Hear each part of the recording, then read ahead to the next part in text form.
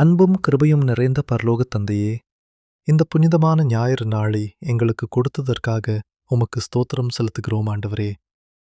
இன்று எங்கள் இதயங்கள் முழுவதும் உம்முடைய சமாதானத்தாலும் சந்தோஷத்தாலும் நிரம்பட்டும். கர்த்தராகிய இயேசுவே, கடந்த வாரம் முழுவதும் எங்களை பாதுகாத்ததற்கு நன்றி.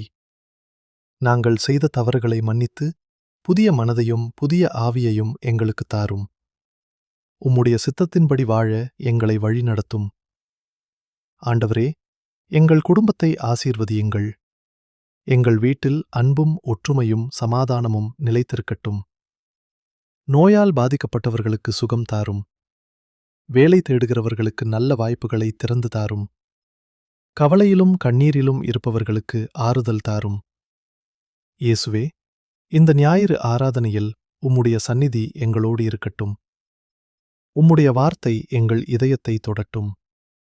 நம்பிக்கை இழந்தவர்களுக்கு புதிய நம்பிக்கை தாரும். பலவீனமானவர்களுக்கு பலம் தாரும்.